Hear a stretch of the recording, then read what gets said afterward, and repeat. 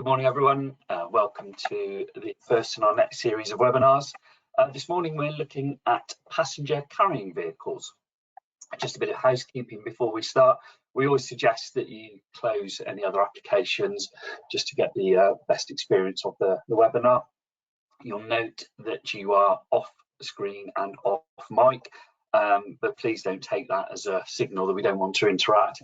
It's a very strange experience, trust me. You're effectively speaking into a void, and there's quite a few of you on today. So if you have any questions as we go through, please do pop them in the question box, which you should be able to see on your screens, and then we'll pick that up in a Q&A session at the end. So if I have the next slide, thank you. For those who don't know me, my name is Angus Statham. I'm one of our regional development managers, so I cover the South West and South Wales. And then I'm joined this morning by James Hayward, who's the product manager, and Alexandra Carroll, who's one of our senior underwriters. This is being recorded, and we'll share a copy of the recording along with the slides after the presentation, so you'll have all the details you need afterwards. Claire in the background from Claire McShane from our marketing team is kindly running the slide, so if we can have the first slide, and I'll hand over to James. Thanks, Angus, and welcome everyone. Thank you for joining us this morning. If we were fortunate enough to present to you in Q1 this year, we sort of gave some predictions or some expectations of what we thought was going to happen in, well, not just the passenger market, but the motor market overall. And this is just a flavour of what we said before. So we suggested, or we sort of highlighted, that inflation was going to continue through the motor insurance market. As a result of that, further rate increases would be required to obviously combat that inflation, but also some other costs. A good example of this is that according to sort of latest consumer data and EY data, we've seen about 40% of rate go through retail car market. Looking sort of more specifically at the passenger market, we expected, or we said, that there'd be quite a lot of consistency with our appetites and that of the market too.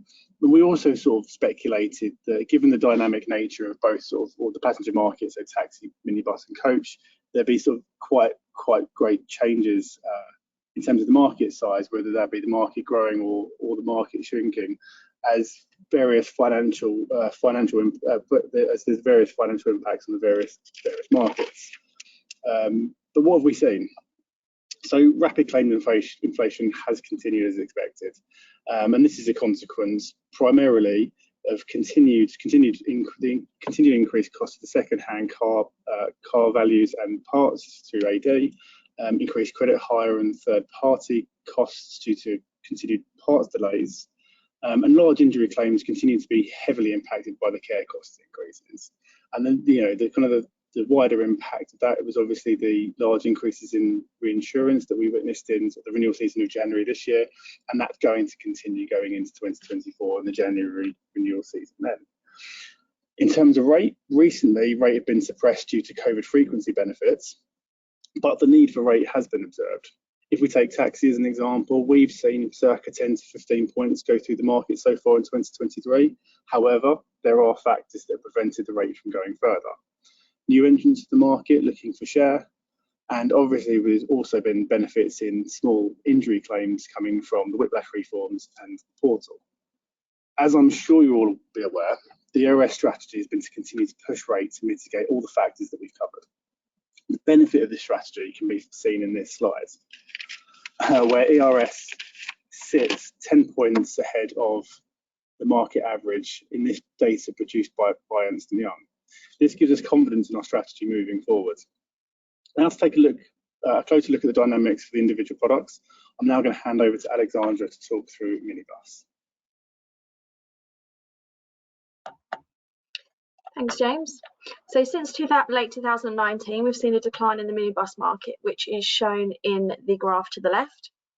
There have been a few factors that have contributed to this over the years, with the beginning being COVID in early 2020. The market took a lot longer to return post-COVID than we'd initially anticipated, and since then we haven't seen that return to post-COVID demand due to other factors such as the economic situation, inflation and the cost of living crisis.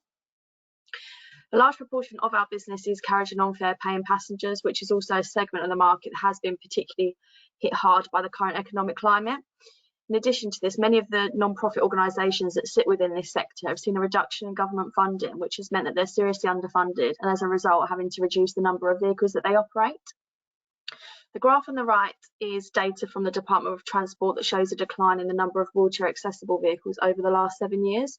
This is also reflective of the current market, as a large proportion of these vehicles are larger minibuses that have been modified for wheelchair access. However, as we move into the last few months of 2023, we are witnessing a gradual increase in demand across all minibus usages and hope that this is a positive sign for the market heading into the next year. We'll move on to the next slide. So our minibus product covers up to 5 vehicles with between 9 and 16 passenger seats on a single policy. Within minibus, we do have 4 sub-products. The first being carriage and non-fare paying passengers, so that covers organisations such as charities, schools, care homes, religious organisations and childminders, just to name a few.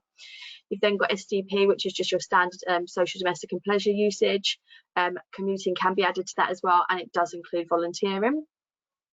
We've got private hire, which is taxi companies, travel and tour providers as well, which may also come under contract hire. And then lastly, we've got business use, which covers employee transportation for organisations such as recruitment companies.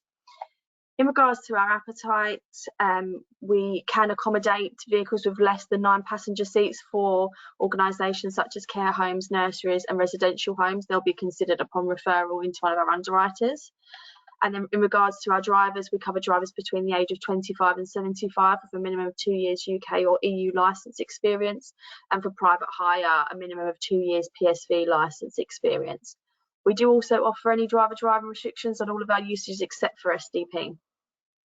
One of the major benefits to our product is that breakdown cover is included as standard on any comprehensive policy, and other benefits under the product also include cover for wheelchairs and child items such as car seats.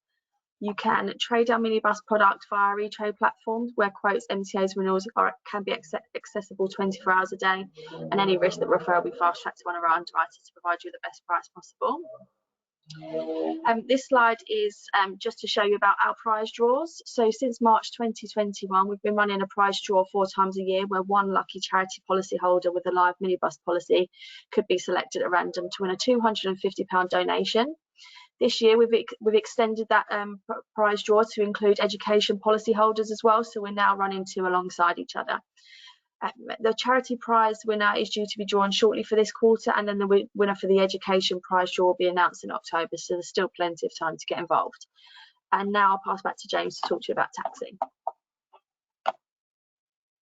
Thanks, Alexandra. So switching attention to the taxi market, and conversely to minibus, we have seen an increase in both the number of licensed drivers and the number of licensed vehicles from March 22 to March 23. It's about 4.9% growth in drivers and about 11% in the growth of vehicles. This growth has been primarily or mainly driven by private hire vehicles.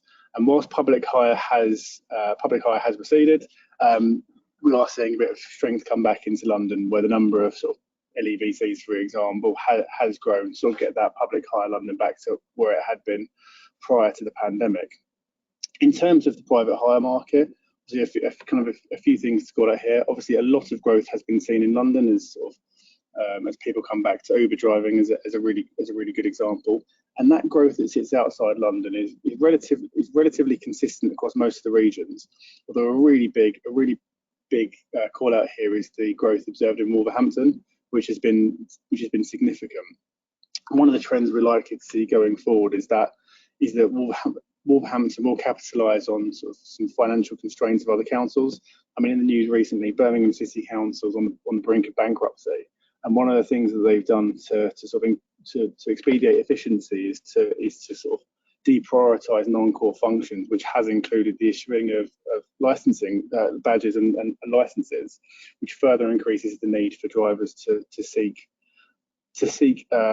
Wolverhampton plates. This is something we're going to see quite prevalent going forward. Next slide, please, Claire. In terms of our appetite has remained very consistent as we said it would, and I think the focus of this slide is to really kind of identify where we try to add most value and where we are most competitive in the market. And as a reminder, our core IP consists of two products in one. So by far and away the largest part of that is our standard taxi offering, but we also we also run an executive and chauffeur book that sits alongside that. So for standard taxi, so both products are open to all licensing authorities. Standard taxi not in London, but really where we are strongest in standard taxi is the sort of suburban town, rural areas, whereas the executive and chauffeur brand being quite centric to urban areas, we tend to find that our sweet spots are quite different there. Both vehicles obviously comply with the requirements and seating, but the real difference is when you start to look at the vehicles themselves. So for standard taxi, anything below £25,000 tends to be where we've been more competitive, whereas the executive and chauffeur brand, we're looking for more prestige and luxury vehicles. And really, you know, this scheme kicks in when the vehicle value gets about £40,000 or above. There's no real sort of issues with the vehicle age, provided it is compliant with the licensing authority for standard taxi. Because of the values associated and the vehicles desired for executive and chauffeur, we actually operate a maximum age of 10 years, and that 10 years, that vehicle has to be one that has retained its value or is in really good condition. Driver ages are 23 to 75 for both products, although for executive and chauffeur, we look to really concentrate that down and convert more within 30 to 60, more experienced drivers. So for executive and chauffeur, we look for 5 years plus experience, whereas standard taxi is 2 years plus. Executive and chauffeur drivers are desired to be claim and conviction free, whereas there's more leeway in standard taxi, where we will look to take a view on risks where there have been a couple of claims in the last few years. Both products are available for 1 to 5 vehicles via all our distribution platforms, which I'd like to spend a minute or two just sort of talking through on the next slide. Over the last sort of 12, 18, probably even 2 years, we've talked a lot about our digital journey, particularly through our commercial products, of which taxi sits there. We recently made a decision to withdraw from issuing manual quotes in favour of electronic distribution, just to improve our efficiency and in turn the efficiency of everyone quoting with us. Taxi is slightly different to the rest of the commercial products, where sort of minibus, courier transportation, the primary platform is our e-trade platform. Taxi operates through a more traditional retail route, where we primarily focus our product through software houses. We're live on SSP, OpenGI and CDL, with Actress to go live later on this month, and a full rollout of Applied expected by the end of the year. If you operate a brokerage and you do not use one of these systems, then an alternative is our plug-in to ERS option, which is our API integratable product that sits alongside Software House. This operates exactly the same. It directly links into your system and offers a full cycle electronic solution without the need to go to another platform in order to get rates. But this doesn't necessarily mean that E-Trade doesn't have a place. If those two options aren't viable, then ERS E-Trade is a perfectly viable first port of call for ERS rates. But in addition to that, it offers us so much more. We're able to operate a multi-vehicle product through this platform, which isn't available via Software House or plugin. And additionally, anything that sits outside of our core quotable appetite and is reviewing by underwriters is accessible via E-Trade, where the task is generated for our underwriter and returned to you within 2 hours. And that's our distribution strategy. Next slide, please, Claire. Another thing that we've done a lot of marketing on is our consumer scores. So an NPS score of +33 and the Trustpilot score of 4.6 out of 5 kind of represents a huge amount of effort that we've gone through just to make sure that we're trusted by yourselves and the customers. And one of the things we really want to do going forward is to understand how you feel about our underwriting propositions and our product propositions as we move forward. And one of the things that we'll be looking to do is send out surveys to identify what are the most appropriate areas for us to work on to create products that add most value to your panels, but also to the customers who are trusting us with their cover. So I'd like to actually get some participation. We're going to run 4 short questions that are just going to identify the key areas for us to work on over the next few months. So starting with our first one, how would you rate our minibus and taxi market and product knowledge using a score of 1 to 5, with 5 being the highest.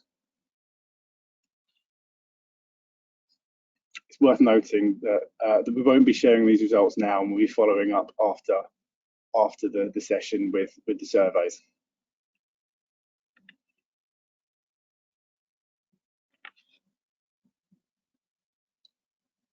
Cool. Thanks, Claire. Shall we move to the next question, please? The first one focused on our product knowledge. This now focuses on our cover. So using the same scoring metrics, how would you rate the cover that we provide for both our minibus and taxi products?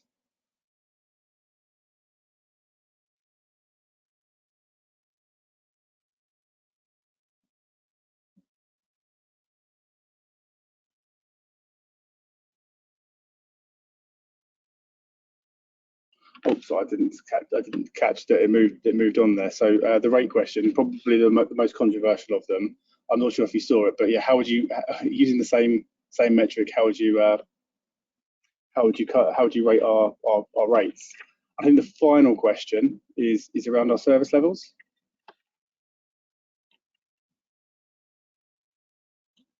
So how does our service levels compare with the rest of the market? This is specifically around the service levels of our underwriters and our operations teams. Would you say that they're worse, same, or better than the market?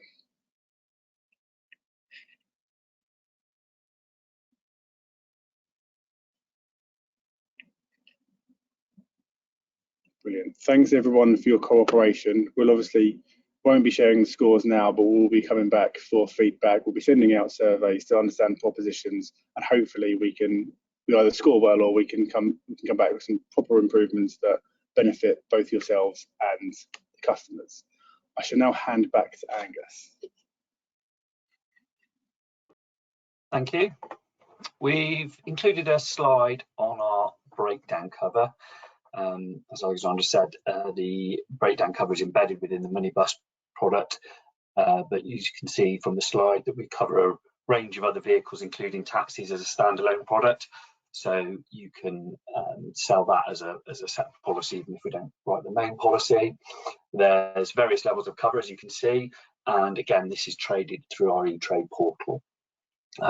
If you have a sizable existing breakdown product or provider where you submit business via bordereau, that is something we can consider, but it's subject to minimum levels to make it viable. If that's the case, I'd get in touch with your regional development manager to discuss, but certainly the standalone open market product is available to you all via e-trade. Just a quick reminder of other sessions coming up. Hopefully you'll have seen these if you've registered for this one, but if not, there's a reminder of other product sessions we have coming up over the rest of the month. I think these are really valuable. As you've seen from today, this was some insight into the taxi and minibus markets. So even if it's a product that you use regularly or you're fairly well versed in, I certainly still recommend you or some of your colleagues, if they trade in those products, joining to get the latest update on where we're at. Come to the end. So we're either have a very shy bunch of brokers, which I don't believe. We've got about 4 questions, I think, from 60 of you. So if you are shy and you want to send me the questions, send them privately. There's never a silly question, and I won't say who the questions are. And genuinely, I think this is sometimes the best bit of learning. But there's a bit of interaction and people are asking questions quite often. Brokers think of scenarios with clients or potential clients. So please do ask a question, and we can cover that off. So we have got a few that have come in. What impact will ULEZ zones have on types of taxi vehicles? James, do you want to pick that one up? Yeah, I'll pick that one up. Thanks, Angus. So obviously the main ULEZ zone has been there for a while, and the impact of that is we've seen in London a huge spike in the number of electric vehicles. So the DFT says that I think about 60% of the vehicles operating in London are electric, although that does include sort of hybrid. I think the number of battery electrics are a bit lower. But I think, with the extension of ULEZ, you'll see more and more vehicles switch to either newer or petrol, diesel, and obviously there's a few more areas that are under review at the moment. So I think Glasgow is discussing a ULEZ zone. I know Manchester is, and a few other areas. So we'll start to see that number of electric vehicles really increase. Or you'll probably see companies that can't afford to operate newer vehicles go out of business unless there are sort of grants. I think just looking at the numbers, I think outside of London, the number of electric vehicles, the proportion of electric vehicles on the road of all vehicles is a lot lower. It's sort of like 20-25%. Okay, thank you. Your appetite says up to 5. What if the risk starts at 5 but then increases to 6, 7 or more? I'm happy to answer this because I obviously cover the fleet team as well. The appetite is definitely up to 5. Hopefully James and Alexandra, you're not in agreement. I mean, if it was a risk that started below 5 and at renewal has crept up, I think we'll always try and look to renew a risk and help out where we can. If it grows exponentially, I mean, obviously, if the number of vehicles really has grown substantially, and perhaps the commercial team are concerned about that, we can always refer to our fleet team. One thing to bear in mind is our passenger carrying product is bonus rated, whereas obviously our fleet team would be claims experience rated.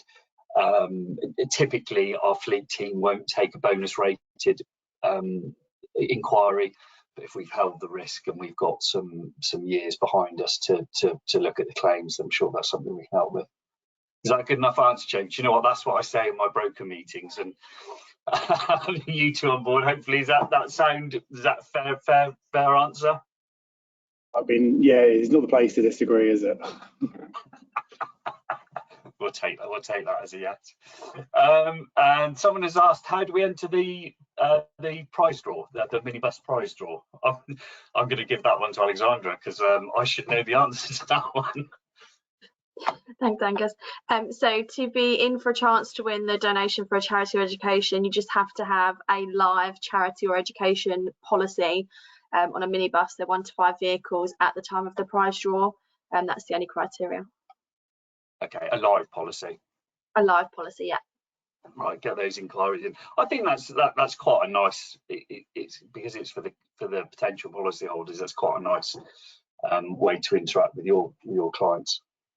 Are we planning to offer monthly or weekly taxi products like some of your competitors? I think I know the answer to that, but I'm going to let James answer that one. Yeah, we're doing some work to look at how we offer non-annual policies. I think we talked about it. We talked about it last time. We're now sort of investing in a project that will allow us to create the functionality to enter that market. So no timescales as of yet, but it's something that's very high on our agenda. I'll tell you what, actually, that would be useful. Send it privately, so don't feel you're giving anyone any data, but it might be useful if anyone wants to comment on the rough percentage of your books that are weekly, monthly, because I felt that was a reducing thing. I'm mindful that I cover the Southwest and South Wales, so I don't have as many sort of larger conurbations as some of my colleagues. I think down in Plymouth there was an element of weekly, monthly, but I don't see an awful lot of that. Is that true of the rest of the country, James, or do you think it's still quite prevalent?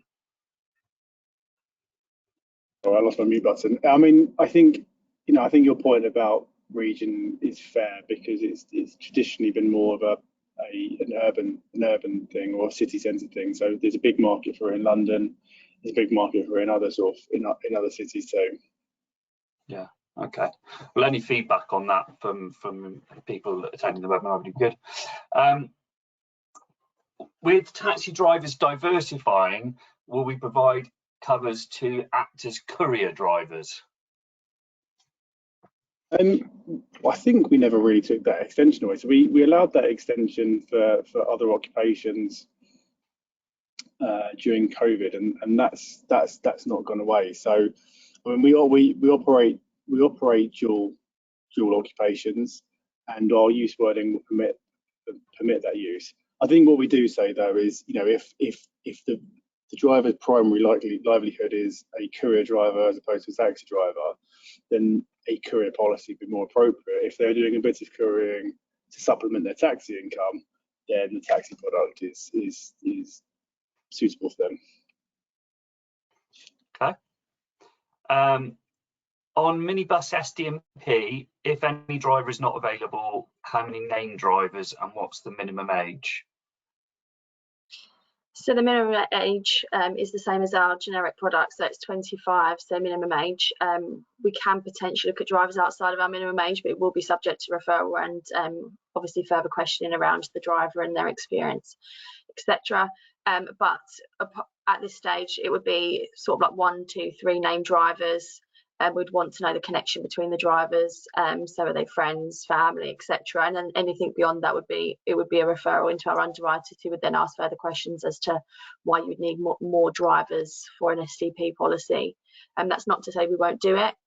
It will just be, there'll be a bit more explanation required as to why so many drivers will be required on that type of policy. Yeah. Lovely. I think we might have a few seconds to ask any additional questions, but I think that's covered the questions that we've had in so far. Finally, as I said at the start, you will get a copy of the presentation and the slides. So additional information is always available. I recommend to our brokers registering for our newsletter and following us on social media. LinkedIn, I quite often use that as a way to repost updated information from our marketing team, so I definitely recommend that.